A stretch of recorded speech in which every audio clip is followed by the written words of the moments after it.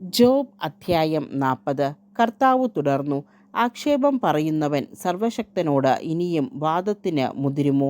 ദൈവത്തോട് തർക്കിക്കുന്നവൻ ഉത്തരം പറയട്ടെ. ജോബ് നിശബ്ദനാകുന്നു. ജോബ് കർത്താവിനോട് പറഞ്ഞു, ഞാൻ നിസ്സാരനാണ്. ഞാൻ എന്തുത്തരം പറയാനാണ്? ഞാൻ വായ് പൊത്തുന്നു. ഒരിക്കൽ ഞാൻ സംസാരിച്ചു, ഇനി ഞാൻ ഉത്തരം പറയുകയില്ല. 2 തവണ ഞാൻ മറുപടി പറഞ്ഞു, ഇനി ഞാൻ മിണ്ടുകയില്ല. ദൈവം തുടരുന്നു. അപ്പോൾ ചുഴലിക്കാറ്റിൽ നിന്ന് കർത്താവ് ജോബിനോട് അരുളിച്ചെയ്തു, പുരുഷനെപ്പോലെ നീ അരമുറുക്കുക.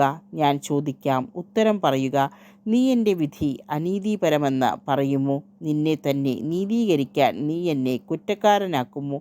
നീ ദൈവത്തെപ്പോലെ ശക്തനാണോ? അവിടുത്തെപ്പോലെ ഗർജനം മുഴക്കാൻ നിനക്കാകുമോ? മഹിമയും പ്രതാപവും കൊണ്ട് നിന്നെ തന്നെ അലങ്കരിക്കുക. മഹത്വവും പ്രാഭവവും ധരിച്ചു കൊള്ളുക. നിന്റെ കോപം കവിഞ്ഞൊഴുകട്ടെ. ഓരോ അഹങ്കാരിയെയും ഒറ്റനോട്ടത്തിൽ എളിമപ്പെടുത്തുക. ഓരോ അഹങ്കാരിയെയും ഒറ്റനോട്ടത്തിൽ താഴെയിറക്കുക. ദുഷ്ടനെ നിൽക്കുന്നിടത്തു നിന്ന് വലിച്ചിടുക.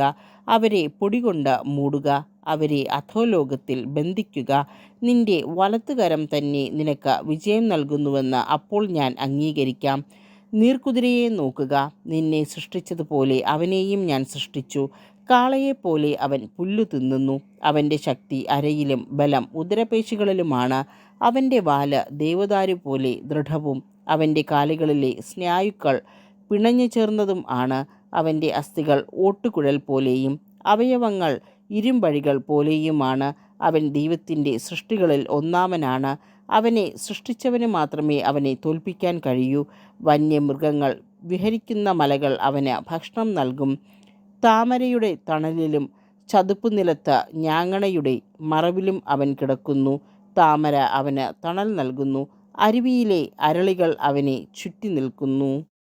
നദി കലങ്ങിമറിഞ്ഞാലും അവൻ ഭയപ്പെടുകയില്ല. ജോർദാൻ വായിലേക്ക് കുത്തിയൊഴുകിയാലും അവന് കൂസലില്ല. ആർക്കെങ്കിലും അവനെ കൊളുത്തിൽ കുരുക്കാമോ? അവന് മൂക്കുകയർ ഇടാമോ?